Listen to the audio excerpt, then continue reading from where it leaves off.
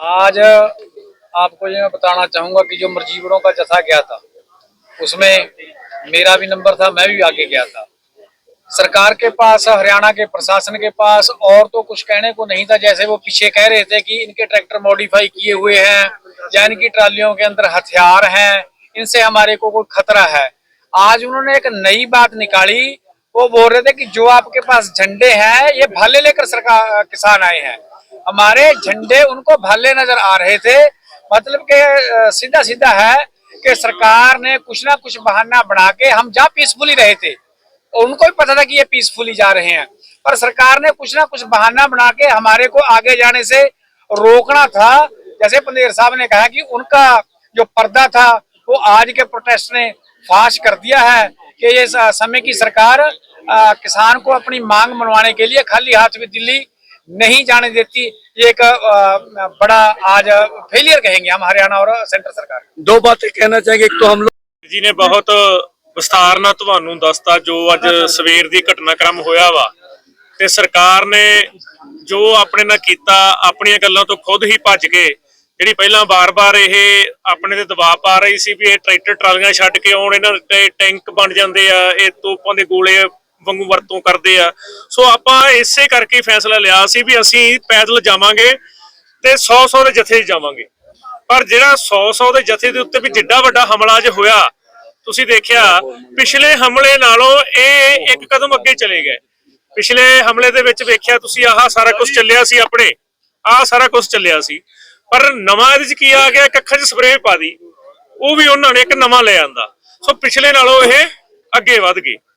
ਹੁਣ ਸਰਕਾਰ ਜਿਸ ਤਰ੍ਹਾਂ ਨੰਗੀ ਹੋਈ ਆ ਪੂਰੇ ਦੇਸ਼ ਦੇ ਵਿੱਚ, ਜਿਹੜਾ ਕਿਸਾਨਾਂ ਨੂੰ ਪੂਰੇ ਸਮਾਜ ਨਾਲੋਂ, ਪੂਰੇ ਦੇਸ਼ ਨਾਲੋਂ ਨਖੇੜਨਾ ਚਾਹੁੰਦੀ ਸੀ, ਅਸੀਂ ਉਸ ਨੂੰ ਗਲਤ ਕਰਨ ਦੇ ਵਿੱਚ ਸਾਬਤ ਕਰਨ ਦੇ ਵਿੱਚ ਕਾਮਯਾਬ ਹੋਏ ਆ। ਇਹ ਤਾਂ ਅੱਜ ਦੀ ਗੱਲ ਹੈ। ਦੂਸਰੀ ਗੱਲ ਜਿਹੜੀ ਪੰਧੇਰ ਸਾਹਿਬ ਨੇ ਦੱਸਿਆ, ਜਿਹੜਾ ਕੱਲ ਦਾ ਐਲਾਨ ਆ, ਸਾਡੇ ਕਾਫੀ ਵੱਡੀ ਗਿਣਤੀ ਦੇ ਵਿੱਚ ਬੰਦੇ ਜ਼ਖਮੀ ਹੋਏ। 8 ਬੰਦੇ ਆਪਣੇ ਜ਼ਖਮੀ ਆ, 2 ਗੰਭੀਰ ਆ, ਛੋਟੀਆਂ ਮੋਟੀਆਂ ਸੱਟਾਂ ਕਈਆਂ ਦੇ ਆ। ਇਸ ਦੇ ਨਾਲ ਹੀ ਸਰਕਾਰ ਵੱਲੋਂ ਗੱਲਬਾਤ ਦੀ ਆਇਆ ਵਾ, ਗੱਲਬਾਤ ਕਰਨ ਦਾ। ਸੋ ਇਹਨਾਂ ਗੱਲਾਂ ਨੂੰ ਧਿਆਨ 'ਚ ਰੱਖ ਕੇ ਸਾਰੇ ਲੀਡਰ ਸਾਹਿਬਾਨ ਨੇ ਬੈਠ ਕੇ ਫੈਸਲਾ ਕੀਤਾ ਵੀ ਜਥਾ ਅਸੀਂ ਕੱਲ ਦੀ ਦਿਹਾੜੀ ਰੋਕਾਂਗੇ। ਕੱਲ ਨੂੰ ਅਸੀਂ ਆਪਦੇ ਜ਼ਖਮੀਆਂ ਦਾ ਪਤਾ ਲਵਾਂਗੇ, ਜਿਹੜੇ ਗੰਭੀਰ ਆ ਉਹਨਾਂ ਦਾ ਪਤਾ ਲਵਾਂਗੇ, ਜਿਹੜੀਆਂ ਛੋਟੀਆਂ ਮੋਟੀਆਂ ਸੱਟਾਂ, ਜਿਹੜੇ ਬੰਦੇ ਕੁਝ ਸਾਡੇ ਦੱਸਦੇ ਨਹੀਂ, ਸਾਨੂੰ ਉਹ ਸੱਟ ਵੱਜ ਜਾਂਦੀ, ਉਹ ਦੱਸਦੇ ਨਹੀਂ, ਟਰਾਲੀ 'ਚ ਜਾ ਕੇ ਪੈ ਜਾਂਦੇ ਆ, ਉਹਨਾਂ ਦਾ ਪਤਾ ਲਵਾਂਗੇ, ਉਹਨਾਂ ਦੀ ਦਵਾਈ ਬੂਟੀ ਕਰਾਵਾਂਗੇ ਤੇ ਕੱਲ ਦੀ ਦਿਹਾੜੀ ਸਰਕਾਰ ਨੂੰ ਉਡੀਕਾਂਗੇ ਵੀ। ਜੇ ਸਰਕਾਰ ਕੱਲ ਨੂੰ ਕੋਈ ਸਾਨੂੰ ਸੁਰ ਜਵਾਬ ਨਹੀਂ ਦਿੰਦੀਗੀ, ਉਹਨਾਂ ਦਾ ਕੋਈ ਮੈਸੇਜ ਆਪਣੇ ਕੋਲ ਨਹੀਂ ਆਉਂਦਾਗਾ, ਫਿਰ ਪਰਸੋਂ ਜਿਹੜਾ ਪਹਿਲਾਂ ਐਲਾਨ ਕੀਤਾ ਹੋਇਆ ਆਪਣਾ ਜਿਹੜਾ ਜਥੇ ਭੇਜਣ ਵਾਲਾ, ਪਰਸੋਂ ਫਿਰ ਉਸੇ ਤਰ੍ਹਾਂ ਹੀ ਜਥਾ ਭੇਜਿਆ ਜਾਊਗਾ ਜਿਸ ਤਰ੍ਹਾਂ ਅੱਜ ਭੇਜਿਆ ਗਿਆ। ਅੱਜ ਆਪਾਂ 1 ਵਜੇ ਭੇਜਿਆ ਵਾ, ਪਰਸੋਂ ਦਾ ਸਮਾਂ ਆਪਾਂ 12 ਵਜੇ ਕਰਤਾ। ਹਾਂਜੀ ਦਿਲਬਾਗ ਜੀ, ਇੱਕ ਮਿੰਟ। ਜਿਸ ਤਰ੍ਹਾਂ ਪਿੱਛੇ ਜਿਸ ਤਰ੍ਹਾਂ ਦੇ ਉਹਨਾਂ ਨੇ ਪ੍ਰਬੰਧ ਕਰ ਲਿਆ, ਸਾਡਾ 100 ਬੰਦਾ ਕਦੀ ਵੀ ਅਗਲੇ ਬੰਨੇ ਜਾ नहीं सकता। ठीक है, कल तो जड़ा साडा लाइन ऑफ एक्शन है ओदे ते कोई किंतु कर सकते, तुसी कर लो भी 100 बंदा पैदल जा रहा, की करिए, पिछे हटण दा भी एक हद हुंदी है। ठीक है, ये तो पिछे नहीं हटिया जा सकता, ये साडी मजबूरी आ। और जे तुसी कहोगे कि सरकार थोड़े किसानां दा नुकसान कर रही है, ये सच आ। मरजीवड़े शब्द इस करके रखिया ही, ये कहा सी तुहानू कि गुरु तेग बहादुर साहब दा शहीदी पुरब आ, उन्होंने दुनिया वास्ते, दुनिया के मानव अधिकारां लई कुर्बानी दी। ठीक है जी, तो उस तरीके नाल देश के किसानां मजदूरां लई वड्डे लीडर जथेबंदियां दे विच दहाकियां तो काम करते वर्कर आगू अगे जाणगे। जे देश के 80 करोड़ जनता नूं MSP गारंटी कानून मिल जाए, किसान मजदूर का कर्जा माफ हो जाए, जे भराओ को लीडरशिप का नुकसान भी हो जाए तो वह साडे फायदे च होगा, नुकसान च नहीं होगा। ਜਾਂ ਸਰਕਾਰ ਗੱਲਬਾਤ ਦਾ ਰਸਤਾ ਲਿਆਵੇ। ਜੇ ਵਾਰਤਾ ਵਿੱਚ ਕੋਈ ਫੈਸਲਾ ਹੁੰਦਾ, ਕੋਈ ਆਸ਼ਵਾਸਨ ਮਿਲਦਾ ਤਾਂ ਅੰਦੋਲਨ ਕਿੱਦਾਂ ਰਹੇਗਾ? ਇਹ ਦੇਖੋ, ਮੈਂ ਕਹਿੰਦਾ ਚੰਗੀ ਗੱਲ ਆ। ਮੈਂ ਤਾਂ ਕਿਹਾ ਸੀਗਾ ਵੀ ਅਸੀਂ ਤਾਂ ਰੱਬ ਗਾੜੀ ਅਰਦਾਸ ਕਰਦੇ ਵੀ ਸਾਡੇ ਪ੍ਰਧਾਨ ਮੰਤਰੀ ਨੂੰ, ਗ੍ਰਹਿ ਮੰਤਰੀ ਨੂੰ ਸੱਤਾ ਦਾ ਨਸ਼ਾ ਲੱਥ ਜੇ, ਉਹ ਸਾਨੂੰ ਆਪਣੇ ਮੁਲਕ ਦੇ ਕਿਸਾਨ ਮਜ਼ਦੂਰ ਸਮਝੇ, ਸਾਡੇ ਨਾਲ ਗੱਲ ਕਰੇ, और प्रपोजल ले आवे गलबात नहीं मसले हल होने ये चंगी गल होगी जो चंगी गल निकलती है। ਰਾਜਨੀਤਿਕ ਆਗੂ ਜਾਂ ਕੋਈ ਐਮਪੀ ਲੈਵਲ ਦੇ ਕੋਈ ਐਮਐਲਏ ਲੈਵਲ ਦਾ ਬੰਦਾ ਕਿਸਾਨ ਆਗੂ ਦੀ ਸਪੋਰਟ ਚ ਉਤਰਨਾ ਚਾਹੂਗਾ ਤੇ ਕੀ ਸਵਾਗਤ ਕਰੇਗਾ? दो गल है ਇੱਥੇ ਆ ਕੇ ਵਗਦੇ ਦਰਿਆ ਦੇ ਵਿੱਚ ਹੱਥ ਧੋਣ ਵਾਲੀ ਗੱਲ ਤਾਂ ਦੋਵਾਂ ਫੋਰਮਾਂ ਦੀ ਹੈ ਨਹੀਂ। ਕਿਸੇ ਰਾਜਨੀਤਿਕ ਪਾਰਟੀ ਵਾਸਤੇ ਆਪਣੇ ਤੌਰ ਤੇ ਕਿਸਾਨਾਂ ਦੇ ਹੱਕ 'ਚ ਮਜ਼ਦੂਰਾਂ ਦੇ ਜੋ ਮਰਜ਼ੀ ਕਰਨ ਉੱਥੇ ਕਿਹੜੀ ਪਾਬੰਦੀ ਹੈਗੀ।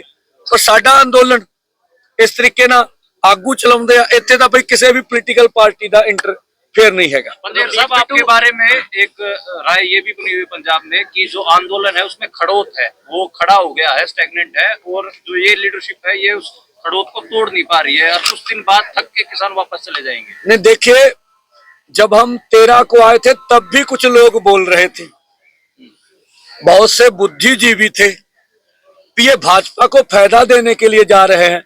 अब उनसे सवाल कीजिए भी भाजपा को फायदा हो गया? ठीक है, तब भी बोल रहे थे चंद दिन रहेगा उसके बाद चले जाएंगे, ये तो कहते ही रहते हैं। देखिए, जब तक भारत का किसान मजदूर हमारा सहयोग करेगा तब तक हम ये लड़ाई को संघर्ष को जारी रखेंगे। ठीक है जी, हमारे मोर्चे में क्या लगता है आपको? खड़ोत लगती है। जब यहाँ सरकार ने हमारे लोगों के ऊपर सीधी बुलेट चलाई, सीधी गोलियां चलाई, हम तब भी मानते थे कि हमारे पास इतनी ताकत नहीं हम स्टेट से लड़ सके जब वो बुलेट चला रहा। हमने पीसफुली बैठने का निर्णय कर लिया और पूरे 10 महीने कौवे की तरह चलाते रहे। ट्राली ट्रैक्टर नहीं आना चाहिए।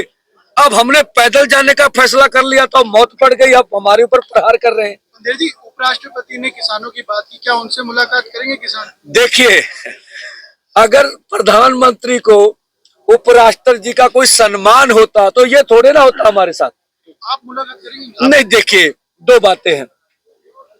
उपराष्ट्रपति जी देश के संविधान में जहां रहते हैं वो पॉलिटिकल वार्ता में कभी नहीं आते, ना हमें उनसे अपेक्षा करनी चाहिए। अगर उन्होंने किसान मजदूर की बात की है तो अच्छी बात है।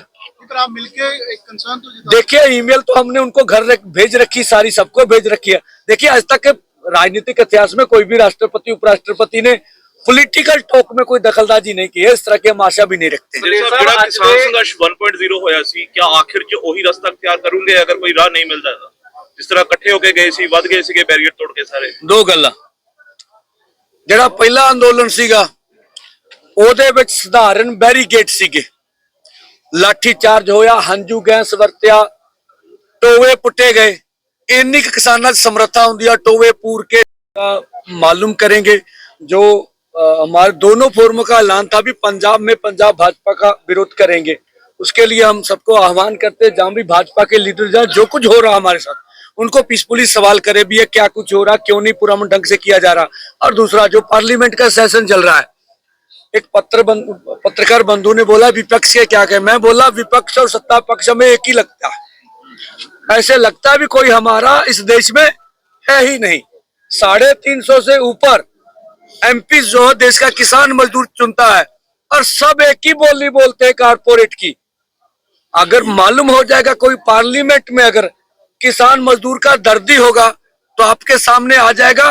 इस तरह का हमने कभी भी अपने देश में ये माहौल नहीं देखा कि पूरी पॉलिटिकल लीडरशिप अपनी कुर्सी के लिए लड़े और किसान मजदूर की, नौजवान की, आम लोगों की बात करना छोड़ दे। ये देश की हित में नहीं है जो कुछ सरकार करी। आपको प्रश्न करना चाहते तो कर भी हम वार्ता के लिए तैयार हैं। कल का दिन हम देख लेते हैं, अगर वो बातचीत करना चाहते हैं उनको समय मिल जाएगा, पता चलेगा। अब केंद्र ने वार्ता करनी है या नहीं करनी है, ये उनका अपना आजाद निर्णय होगा। हम चाहते वार्ता हो। दूसरा, जितने जख्मी हो गए हैं उनको हमने कवर कर लेना है।